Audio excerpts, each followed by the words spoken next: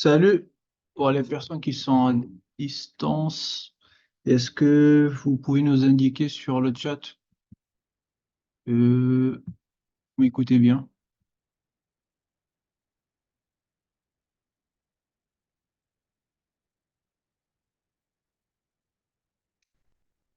Oui, il n'y a pas encore de participants. On va attendre une minute. Je pense ça va commencer.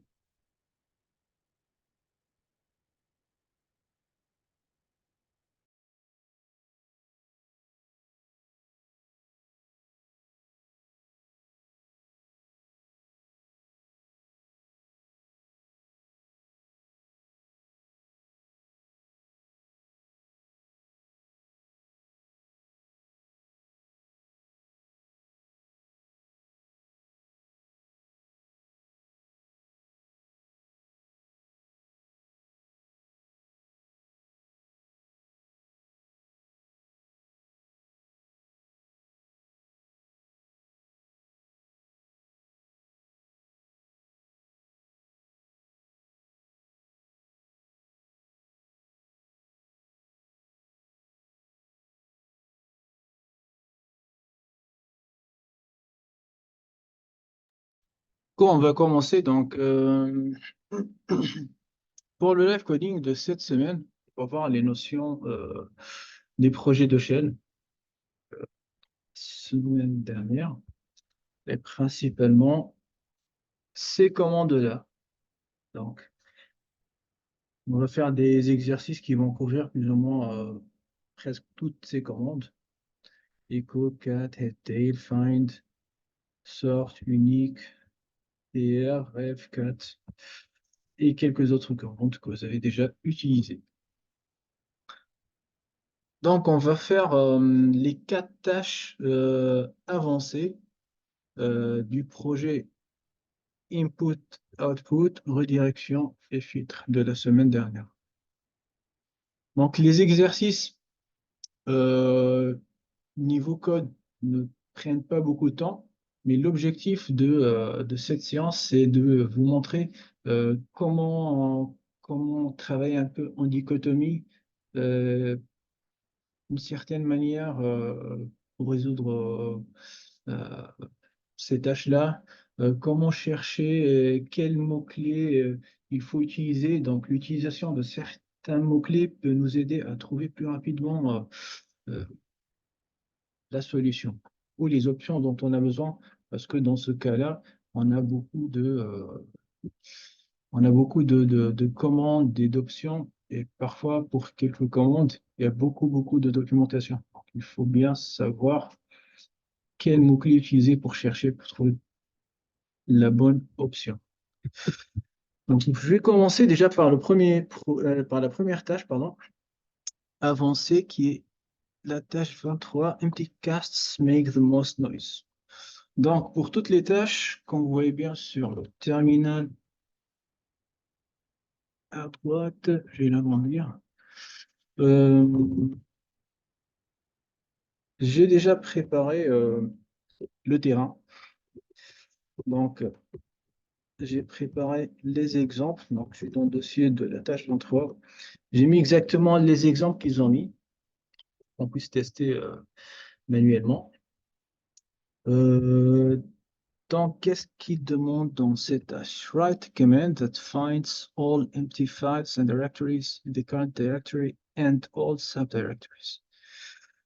Donc, on nous demande de trouver tous les fichiers et les dossiers vides dans le dossier courant et tous les sous-dossiers.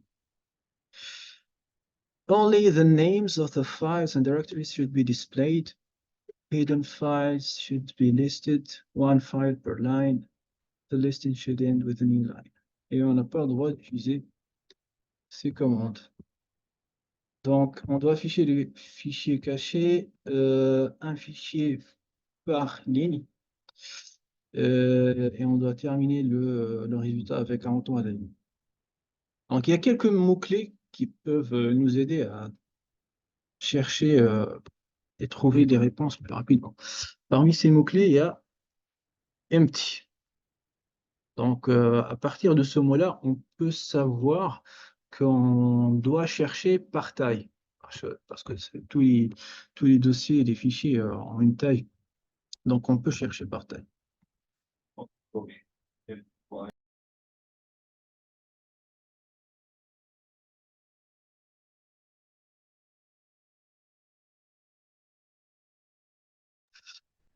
Et du coup, il y a le empty files et les subdirectories et les directories. C'est-à-dire qu'on va chercher juste les fichiers dossiers cachés et en récursivité. Les deux commandes, pensez bien, sont déjà ls et find. Et là, je vais tester comme test ls-lar. Tac. Donc, j'ai pas exactement le même ordre qu'on a ici, parce que les fichiers, je les ai créés aujourd'hui. Donc, ça joue un peu sur l'ordre. Mais j'ai mis exactement les mêmes exemples. Donc, on a des fichiers, les mêmes fichiers vides et les mêmes dossiers vides et les mêmes noms des fichiers. Juste l'ordre pour certaines tâches peut ne pas être pareil parce que la date de création et l'ordre de création des fichiers peut jouer un peu sur ça. Donc là, quand on prend un exemple comme ça, regarde bien ce qu'il nous montre là déjà. Donc on sait bien que le format, quand on tape ls-r, que là on a des permissions, l'utilisateur, le groupe, la taille. Donc ça c'est le size, c'est-à-dire que les fichiers qui sont vides, ils ont une taille de 0. Et on a par exemple pure.gif, 2.hellogif, ainsi de suite. Il y en a d'autres. Et dans le dossier courant, on a aussi ce dossier 0,checks, JavaScript et testdir. Et dans le dossier testdir aussi, on a le dossier photos. Et quand on exécute à la fin notre script, qui est censé être dans ce fichier-là, on doit avoir ça comme résultat. Parce que ce sont les fichiers vides. Donc, on sait bien qu'on peut utiliser soit, déjà on a quelques connaissances des bases, on sait bien que soit on utilise ls, soit find. Donc, je vais commencer par find.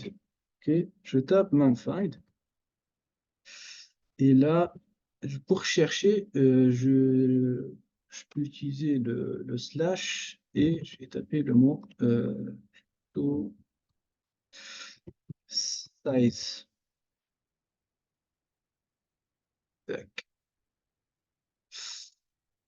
Et je vais chercher dans le man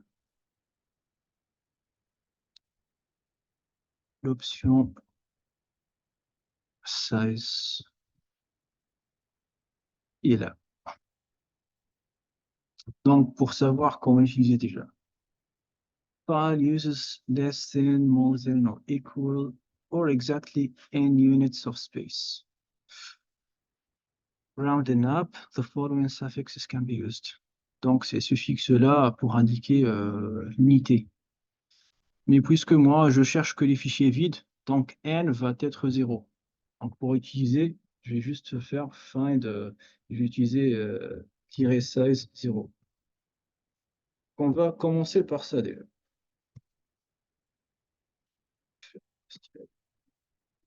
Et là, je vais faire find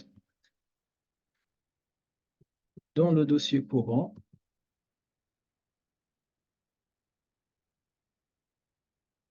Et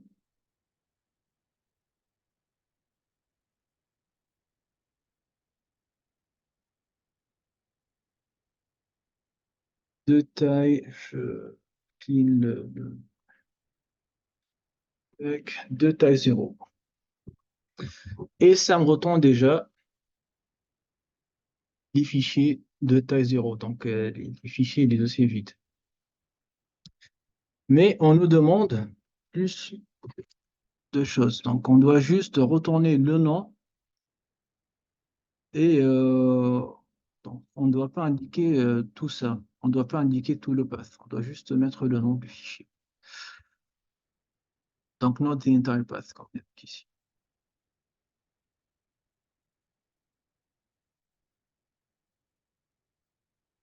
Ce résultat-là. Comment on va faire? Donc, c'est très important de travailler en dichotomie. Ça veut dire qu'on ne va pas aller chercher à faire tout et à cocher tous les points une fois pour toutes. La chose la plus importante, déjà, c'est de trouver la façon ou la commande qui nous permet de récupérer les fichiers et les dossiers vides. Donc ça, on l'a déjà fait. Par la suite, on doit juste retourner le nom de fichier. Donc, qui est ça, qui est juste ça, ou qui pourrait être juste ça. Donc, on voit bien que en regardant déjà et en analysant l'output, que les fichiers sont toujours, puisque c'est un chemin relatif par rapport au dossier courant, donc les fichiers, les noms des fichiers et des dossiers cachés sont juste à la fin de chaque path. Et nous, on veut récupérer juste ça. Donc, main.diff, 4.diff, 2.something. Route.diff. On voit bien qu'ils ne sont pas dans les mêmes dossiers ou les mêmes sous-dossiers. Donc, pour être sûr qu'on va récupérer la bonne partie de résultat fichier, on va devoir mettre les choses à l'envers. Et pour cela, j'ai utilisé la commande ref. Et quand j'utilise la commande ref, chaque ligne, chaque ligne est mise à l'envers. Donc, du coup, j'ai maintenant tous les fichiers dans la première colonne. Donc, file.sh, readme.md, index.html, ainsi de suite. Et à partir de ça, je sais que maintenant, je sais quelle partie je peux récupérer facilement. Donc, j'ai utilisé la commande cat avec le délimitateur slash. Pourquoi slash? Parce que je sais bien que, par défaut, tous les chemins, donc pour séparer, pour indiquer l'arborescence ou l'entrée dans un dossier, on utilise slash. Et puisque tous mes fichiers sont à la première colonne, donc j'ai délimité par le slash. Et puisque mes fichiers sont tous sur la première colonne, j'ai indiqué que je prends juste le premier champ avec -f pour indiquer field et 1. Donc, le premier champ, tac, retaper la commande. Donc là, c'est bon, j'ai les fichiers, j'ai la bonne liste des fichiers cachés, des fichiers, pardon, vides, mais encore à l'envers. Donc, que dois-je faire? Je dois les mettre à l'envers de nouveau. Et là, c'est bon. J'ai le résultat attendu. Ça, c'est pour la tâche 23. La tâche 24,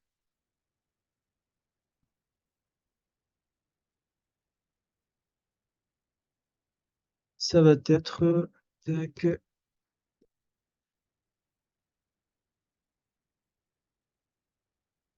ici. Donc, qu'est-ce qu'on nous demande dans la tâche 24? Write script that lists all the files with the .gif extension in the current directory and all subdirectories. Donc, on nous demande de créer un script qui liste, c'est-à-dire qui affiche tous les fichiers qui se terminent avec un .gif dans le dossier courant et tous les sous-dossiers. Donc, les mots-clés ou les choses sur lesquelles on doit se baser plus, c'est qui se termine avec .gif et dans le dossier courant et tous les sous-dossiers. Parce il y a des choses, et parfois il y a des facteurs qui sont très importants qui peuvent nous aider à aller chercher, trouver des choses d'une façon plus efficace. Et par la suite, il y a des détails auxquels on doit faire attention. Et on va revoir ça petit à petit en faisant l'exercice. Donc, hidden files should be listed. Donc, on doit afficher les fichiers cachés. On sait bien que les fichiers cachés sous Linux commencent par un point. Only regular files should be listed. Donc, il n'y a que les fichiers normaux, que les fichiers standards, on va lister. Donc, peut-être que dans ce cas-là, on va devoir chercher par type. The name of the file should be displayed without their extensions. Donc, on doit afficher les fichiers sans leur extension, sans le point GIF. The file should be sorted by byte values, but case insensitive. Donc, on doit sortir les fichiers par taille. One file name per line. The listing should end with a new line. Un fichier par ligne. Et on doit avoir un retour à la ligne comme qu'on vient juste de faire pour la tâche 23. Donc, pareil, j'ai déjà préparé euh, les mêmes exemples qu'ils nous ont déjà mis sur l'intranet. Donc, les mêmes dossiers, les mêmes noms, les mêmes fichiers, la même arborescence. Donc, dans le dossier courant, on a ces fichiers-là et on a le dossier testdir. Dans le dossier testdir, on a quelques fichiers qui se terminent avec un point .gif, sans horrible selfie et doc. Dans le dossier testdir, on a aussi le dossier photos qui contient des fichiers GIF. Et dans le dossier readGIF, il n'y a rien, il est vide.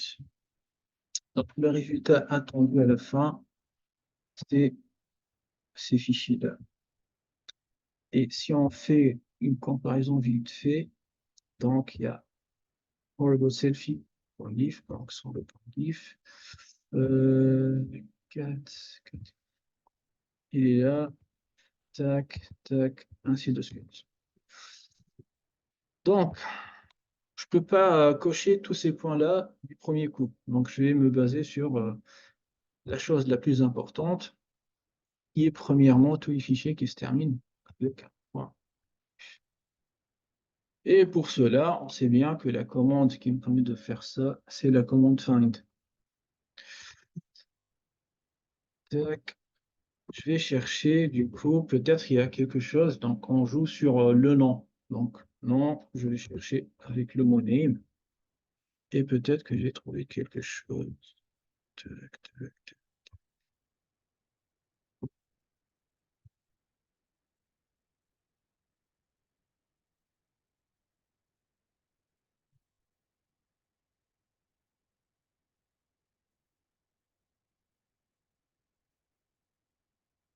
Et on voit là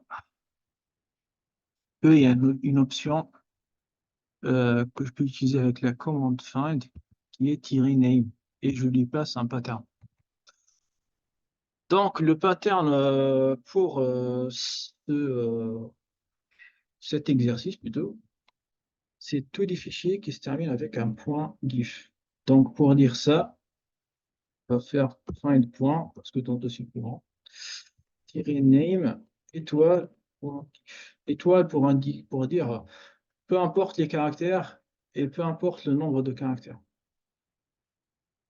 Tac, je vais déjà commencer à faire ça.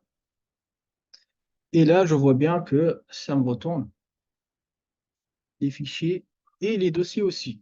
Donc, parce qu'il y a aussi le RepGIF est un dossier. Ok.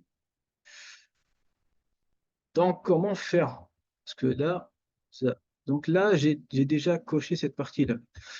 Donc, comme je vous ai dit, il faut bien travailler en dichotomie. Donc, bah, on a coupé notre problème en petits problèmes. Donc, je cherche déjà comment trouver tous les fichiers qui se terminent avec un GIF. Ça, c'est fait. Là, j'ai cherché juste euh, comment faire pour avoir les regular files. Parce que là, le RepGif est un dossier, il n'est pas censé être dans le résultat. Donc, tac, find. Peut-être que je peux chercher par type.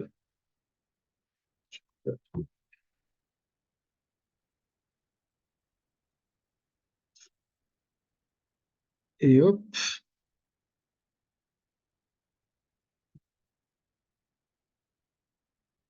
tac, tac, tac.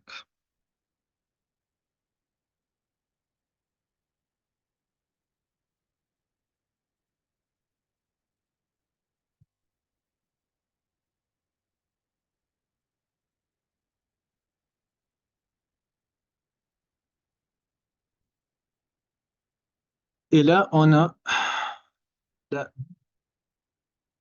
l'option plutôt qui nous permet de chercher par le type. Donc, type, espace, C. Et le C signifie quoi? File is of type C. Donc, B pour dire block, buffered special. Ce qu'on cherche, nous, c'est le regular file. Donc, on doit utiliser le F. Et donc, dans ce cas-là, je ne sais pas trop ce que ça doit nous donner, mais ça doit être ce qu'on cherche. Type F. Et si on fait la comparaison avec la première commande, on voit bien que quand on utilise le type F, on n'a plus le replif. Donc, normalement, on a coché déjà ce point. Ça, c'est bon. Donc, il nous reste principalement afficher les fichiers sans leur extension et le sort. Donc, que dois-je faire? Je sais bien que c'est un peu pareil comme la tâche d'emploi. On sait bien que les fichiers, les noms des fichiers sont toujours à la fin euh, de chaque path. Mais on ne sait pas combien de dossiers et de sous-dossiers qu'on a avant.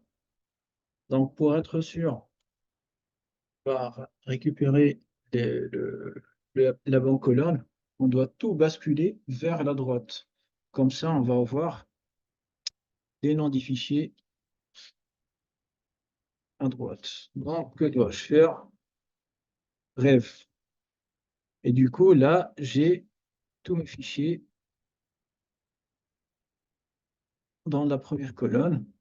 Quand je dis colonne, bien sûr, je veux dire que je vais utiliser la commande cat pour délimiter avec le slash, parce que dans les chemins des fichiers relatifs ou absolus, on sépare les dossiers et les sous-dossiers par slash. Je prends juste le premier champ, donc -F1, parce que j'ai besoin juste de ça, ça, ça, ainsi de suite. Donc avant tout le reste.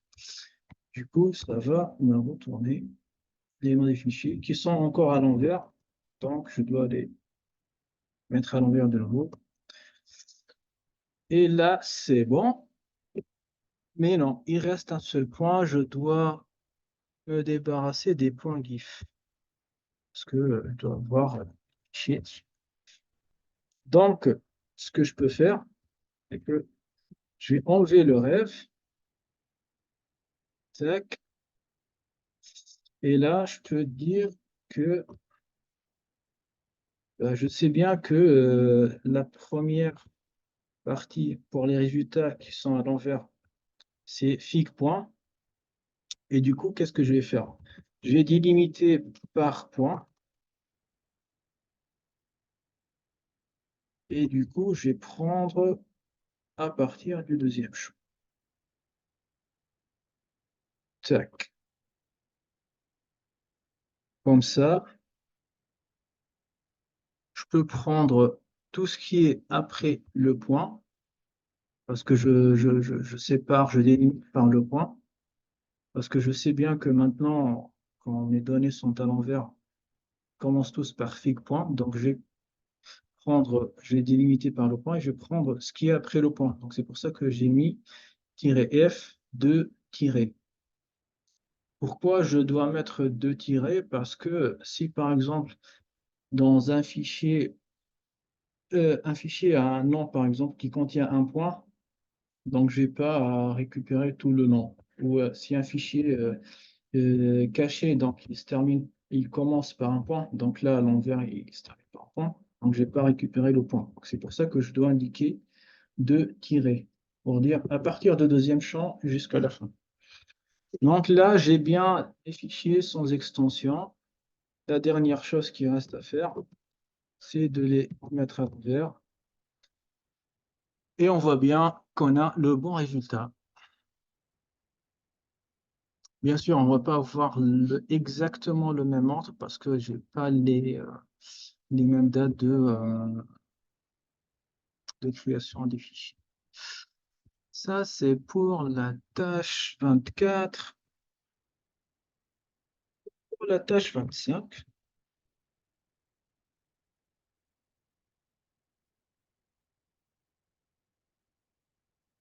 pour la tâche 25, qui s'appelle acrostic. Donc, an acrostic is a poem or other form of writing in which the first letter of each line, paragraph, or other recurrent feature in the text spells out a word, message, or the alphabet. The word comes from the French acrostiche, from post-classical Latin acrostiches.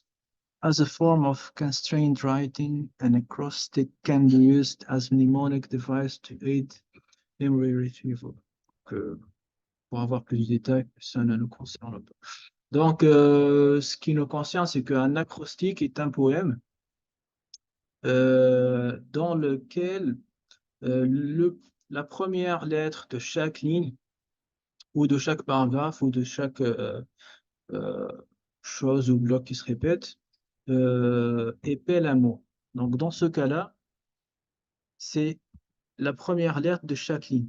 Parce que si on prend ça comme ça, on voit bien que si on prend juste la première lettre de chaque ligne, ça nous donne Elisabeth. Donc, Elizabeth. Donc,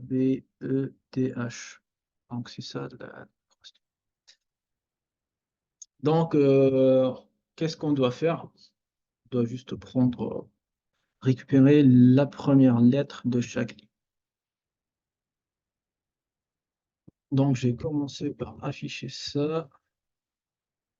C'est déjà mis dans le dossier. Et par la suite, je sais bien que la commande qui me permet de récupérer par champ est la commande cat. Donc, on va tester. Je vais dire, je vais juste prendre le premier champ. Mais non, ça ne marche pas. Donc, peut-être il y a une autre option qui me permet de faire ça. Donc, je vais aller chercher dans le main.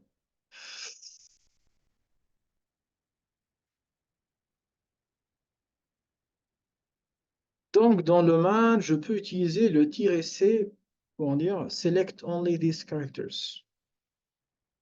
Là, je fais ça, "-c1", et là, je récupère juste le premier caractère de chaque ligne. Donc, c'est déjà pas mal. Ça, c'est la première partie. La deuxième partie, ça va être mettre toutes les lettres sur la même ligne. Donc, dans ce cas-là, on voit bien que sur chaque ligne, on a une lettre. Et qu'est-ce qu'on a? On a un retour à la ligne. Donc, E, retour à la ligne, N, retour à la ligne, et retour à la ligne, ainsi de suite. Donc, pour cela, on doit se débarrasser de ces line breaks, de ces retours à la ligne. Donc, on sait bien qu'il y a une commande qui nous permet de traduire un caractère à un autre caractère. Et la commande TR pour dire traduire, translate, convertir. Donc, on utilise le TR, qu'est-ce qu'il dit? Translate or delete characters. Donc, on peut lui dire que on peut supprimer le anti-slash et là, parce que puisque c'est un caractère spécial, donc pour indiquer qu'on veut supprimer le new line, donc je peux utiliser anti-slash n. Tac, du coup on va tester. tr-d pour dire supprimer. Hop, que j'ai pas mis.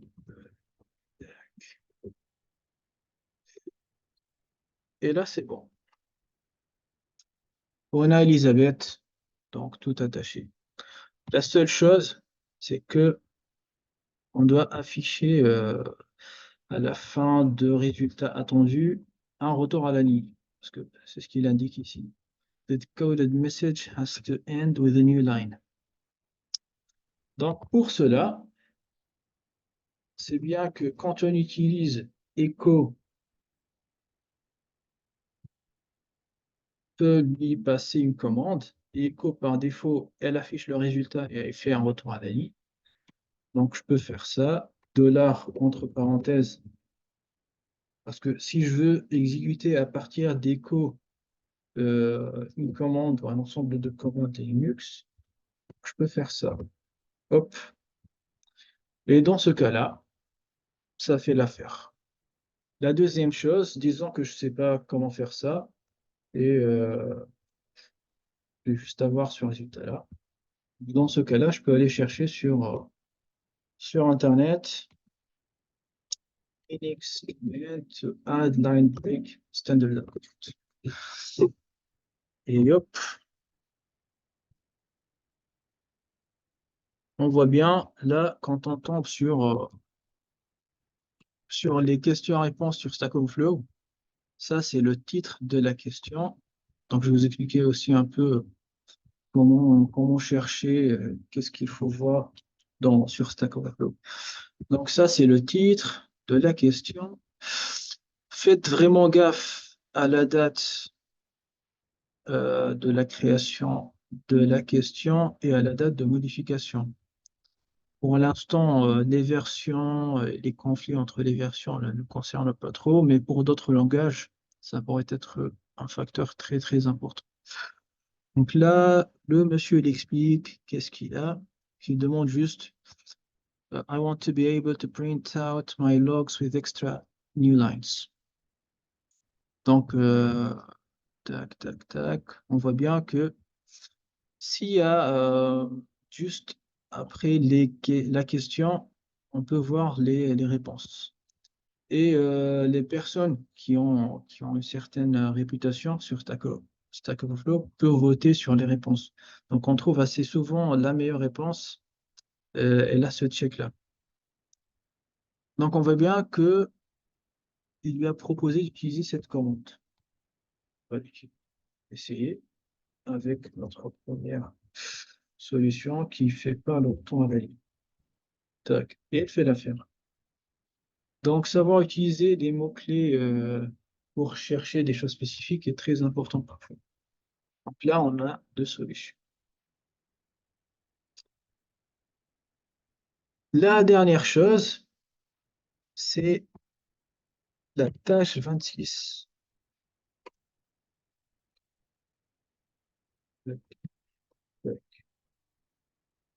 Qui est the biggest fun. Donc, la tâche 26, qu'est-ce qu'on nous dit? Write script that parses web servers logs in TSV format as input and displays the 11 hosts or IP addresses which did the most requests. Donc, on nous demande d'écrire un script qui convertit les logs d'un serveur web sous format TSV. TSV pour dire Tab Separated Values, ça veut dire des valeurs séparées par des tabulations. Donc, comme le format CSV, pour les personnes qui ont déjà utilisé par exemple l'Excel, CSV c'est comme Separated Values, c'est-à-dire des valeurs séparées par virgule.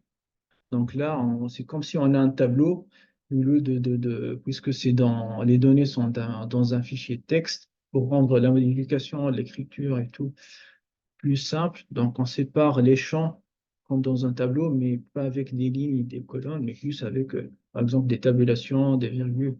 Donc là, TSV, les champs sont séparés par tabulation.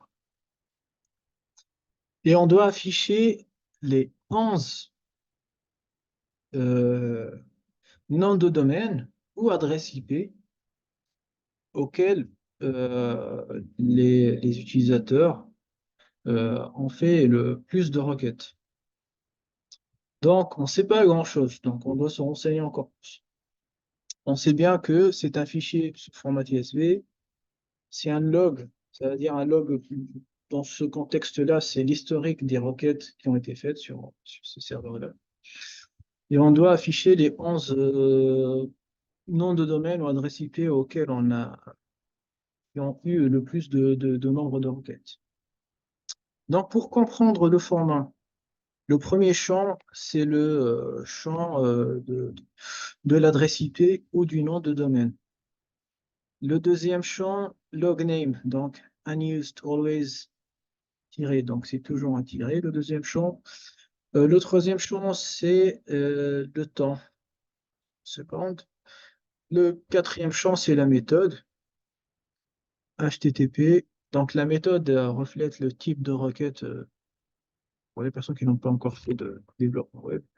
Donc la méthode reflète le type de requête qu'on envoie au serveur. L'URL, la réponse est bytes, a number of bytes in the reply, ou la taille de la réponse. Ce qui nous concerne principalement, c'est le premier champ, parce qu'on nous demande d'afficher les 11 noms de domaine ou adresses IP qui ont eu le plus de requêtes. Donc déjà, pour télécharger le fichier, on doit utiliser la commande wget, toute cette partie-là, et ça va nous créer ce fichier-là. Donc il s'appelle NASA 1995.tsv. Donc je l'ai déjà téléchargé. Par la suite, avec la commande head, on peut voir le format et les lignes. C'est pas très clair, donc je vais réduire un peu la taille. Donc on voit bien que ce sont des champs séparés par tabulation. Tac, tac, tac, tac, ainsi de suite.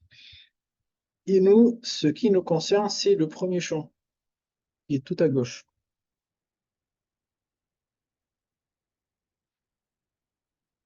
Et du coup, comment on va faire? On va faire, on va commencer petit à petit. On va afficher tout le contenu du fichier. Hop, il y a plein de choses. Je sais bien déjà, et un petit détail très important, que la première ligne, là, quand on nous affiche les 10 premières lignes du fichier, la première ligne, c'est la ligne qui contient les noms des champs. Donc, on doit se débarrasser de ça. Se débarrasser de cette ligne. Donc, tac, que vais-je faire? Je peux utiliser la commande tail pour dire.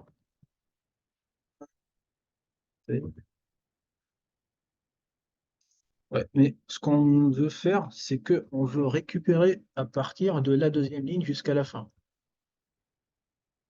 On peut utiliser, dans ce cas-là, on peut utiliser tail ou le tiret n. Ouais. Donc, si on utilise "-n" avec tail, là, on voit bien output the last num lines. Instead of the last or use "-n", utiliser "-n" plus le numéro pour afficher à partir de cette ligne. Donc, on peut utiliser le tail pour dire, ben, on veut afficher à partir de telle ligne. Donc, pour être sûr de ce qu'on va afficher, là, je vais voir, il y a combien de lignes déjà. OK. Donc, il y a 10 000 lignes. C'est pas vrai. Je fais ça, tiret N, plus 2. Pour dire, bah, je vais récupérer à partir de la deuxième ligne jusqu'à la fin du fichier. Pour être sûr que j'ai réussi à me débarrasser de la première ligne, je vais ajouter aussi VC-L. Parce que ça m'affiche le nombre, ça me permet d'avoir le nombre de lignes. Et c'est bon. On a 9999 lignes. Avec ça, on a réussi à afficher à partir de la deuxième ligne jusqu'à la fin. On peut la mettre. Tac. La deuxième chose, ça va être la récupération du champ qui nous concerne. Donc, -F1. Pourquoi j'ai pas mis de délimiteur? Parce que par défaut, le 4, il utilise la tabulation. Donc, je n'avais pas besoin de spécifier le délimiteur. Donc là, on a bien juste les adresses IP, les hostnames des serveurs, qui ne sont pas forcément dans l'ordre. Donc, pour les mettre dans l'ordre, on va devoir utiliser la commande sort qui trie. Donc, en vrai, les noms des commandes, si on ne les traduit pas, on va mieux comprendre quelle commande et quand l'utiliser. Donc là, on voit bien que les résultats sont bien triés dans l'ordre alphabétique. Mais on voit bien aussi que il y a pas mal de répétitions parce que à chaque requête, chaque demande, euh, chaque fois l'utilisateur fait une demande à un serveur, la demande va être enregistrée dans le fichier log. Du coup, par exemple, là, on voit bien que, par exemple, pour this.pulse machin, il se répète plusieurs fois. Donc, on a eu plusieurs requêtes vers cette adresse. Donc, si on retourne un peu aux commandes qu'on nous a déjà mentionnées au début, on sait bien que c'est pas, mais forcément, on ne nous a pas mis ces commandes pour rien. Donc, il y a une commande ou quelques commandes qui vont nous aider à faire l'affaire. Donc, quelle commande peut-on utiliser pour, par exemple, calculer le nombre de répétitions ou le nombre de chaque URL, de chaque adresse IP? Donc, on peut aller chercher la commande unique. Tac. Donc, la commande unique, si on l'utilise avec, donc on voit bien que report or omit repeated lines. Donc, la commande unique, si on l'utilise avec -c, prefix lines by the number of occurrences. Donc, elle va voir combien chaque ligne va se répéter et elle va ajouter devant chaque ligne un préfixe qui représente le nombre d'occurrences de cette ligne-là. Donc, tac, tac, unique, -c. Et là, on voit bien qu'on a moins de choses déjà.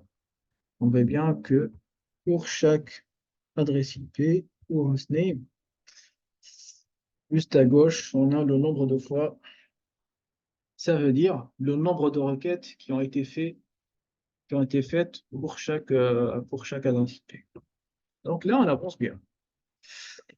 Par contre, ils ne sont pas dans l'ordre. Donc, pour les remettre dans l'ordre, on va devoir utiliser la commande sort. Bon, on va tester et voir ce que ça donne. La commande sort, elle retourne bien. Mais il faut faire gaffe quand j'utilise la commande sort parce que faut utiliser le -n parce qu'on a besoin de faire des comparaisons avec des valeurs numériques. Tac, le -n. Et là, on voit bien que c'est dans un ordre descendant. Donc, l'adresse, je vais agrandir un peu. L'adresse qui a eu le plus de nombre de requêtes est la dernière, qui est www.relais.pa, ainsi de suite.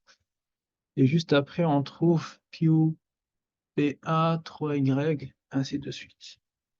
Donc, les données sont à l'envers. Donc, pour mettre les données dans l'ordre inverse, on ne peut pas utiliser ref parce que ref, elle met les caractères sur la même ligne à l'envers. On peut utiliser une autre commande qui est -r avec sort.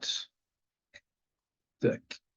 Et dans ce cas-là, tout fait, et on va voir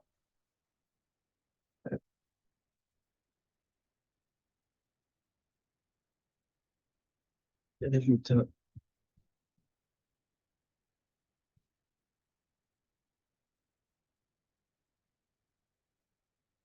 Là, on se rapproche de plus en plus de la réponse. Où on a besoin des 11 adresses IP qui ont eu le plus de nombre de requêtes. Donc, pour cela, on va utiliser la commande head. Donc, print, par défaut, elle affiche les 10 premières lignes. Mais nous, on veut afficher les 11. Utiliser le "-n", print the first num lines instead of the first 10. Donc là, je vais dire, tac, head-n 11. Je peux utiliser ou ne pas utiliser l'espace.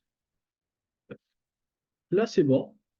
Si je calcule avec, pour être sûr de mon résultat, avec WC, on voit bien que ça nous retourne 11, mais la commande sort, il y a un problème.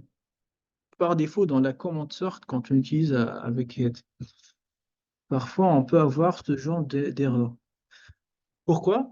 Parce que la commande head, elle va pas aller, euh, elle va sortir dès qu'elle récupère les informations qu'elle a besoin. Tandis que le sort, il va trier tout. Donc l'erreur n'est pas gênante dans notre cas, mais pour éviter cette erreur, quand même, on peut faire des choses un peu à l'inverse. C'est-à-dire que on va garder ça comme ça et on va prendre, donc on va utiliser la commande tail, tac, pour récupérer les 11 dernières lignes. Parce que c'est le "-n", output c'est last num lines. OK.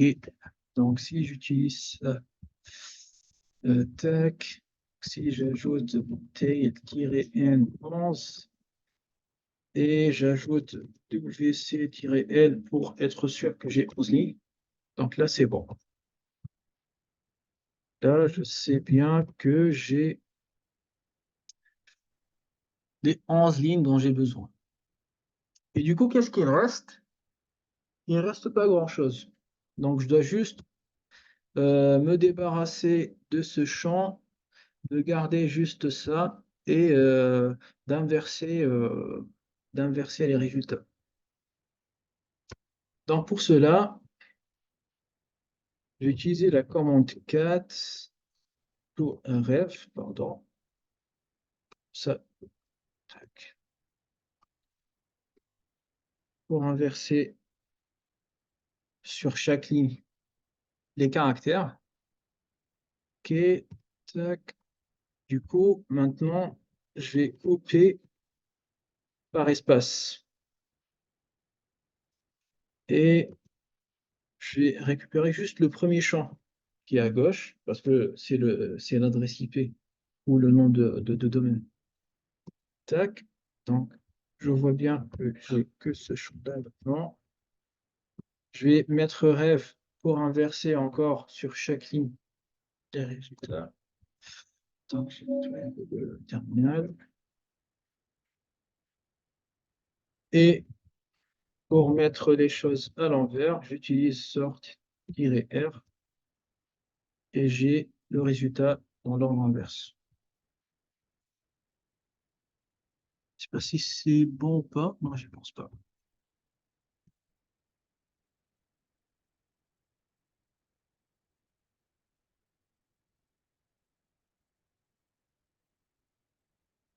Ok, donc ça, c'est l'ordre descendant. Et je rajoute ça. Hop. Donc, si je fais comme ça, si je fais sort-r, c'est pas bon. Pourquoi? Parce que je me suis débarrassé déjà, avant de faire le sort, du champ important, qui est le champ, qui était le champ, qui était le champ à gauche. Donc, qui est le numéro de nombre de requêtes qu'on avait fait. Donc, pour éviter ça, je vais faire le sort juste avant le 4. Ou ça doit être, je sais pas.